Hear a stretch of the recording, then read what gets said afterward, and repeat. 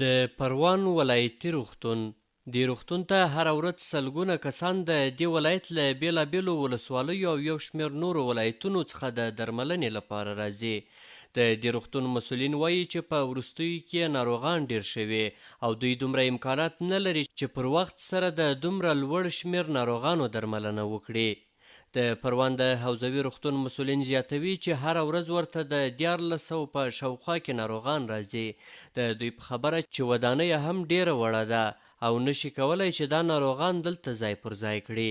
روز به روز تعداد مراجعین مو افزایش یافته. ورځ تر بلې مو د ناروغانو شمیر زیاتیږي. وړاندې تر دې دلته د داخله ناروغیو ناروغ کسان د 600 په شاوخوا کې راتلل، خو تقریبا د 1200 او 1400 ناروغانو دلته درملنه کیږي او دغه راز د بستر ناروغانو شمیر مو هم له حده زیات دی او تقریبا زموږ 100 بستر ټول له ناروغانو ډک وي او نشو کولی چې نور کسان جذب کړو.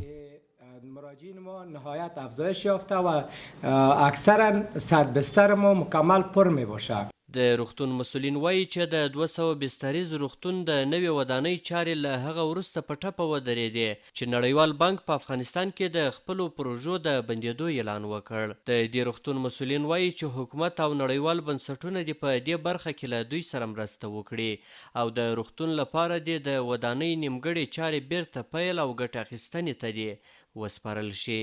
ظرفیت شفاخانه ما زموږ د روغتون ظرفیت باید لوړ شي او د پروان ولایت د 200 بستریز روغتون د جوړېدو جدي غوښتنه کوو او د دې روغتون نیمه چارې باید بشپړې کړای شي ترڅو د پروان ولایت د اوسیدونکو ستونزې ورسره حل شي.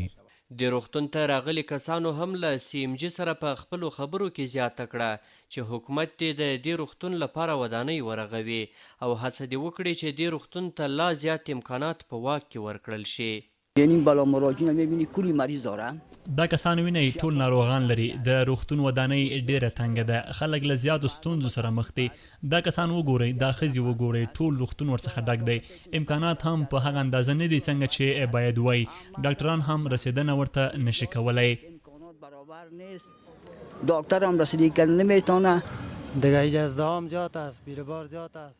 دلته خلک بیخي زیات دي، نو له دولت څخه مو غوښتنه همدا ده چې ټول امکانات دلته برابر کړي. روغتون کوچنی دی او خلک ورباندې زیات دي.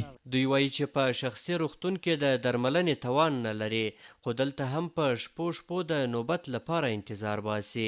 توان نداریم، همین توان را داریم. نه موږ هیڅ توان نه لرو، فقط دومره توان مو درلود چې ناروغ مو تر روغتونه راورسوو. نو اوس له ډاکټرانو سره د تداوي لاندې دی. خدای دې له نورو ناروغانو سره شفا ورکړي. نه د چیش نباید چیش نباید در مگه قربان خب یا بخیر جره سیلاب یه ورداسی خالی کار ده زراعت هم چنین بینیم کلا دلو دقیق لاسا ورک چیش نباید چاهد و نلری فرض که اقا نلیفته خدای پاک کار ده حکومت ده خدای پاک مهربانه کرده مهربانه ذاته ده مگه خلا مریضان و اقا تداوی اقا کی شفاخانه نه او ښه خدمت کوي. د یادونې وړ ده چې په افغانستان کې روغتیايي سکتور له ګڼو ستونزو سره مخ دی او په ډیری لرې پرتو سیمو کې لا هم روغتیايي خدمات په ډیره کمه کچه وړاندې کیږي. احسان الله کریمي، CMG، د پروان ولایت حوزوي روغتون.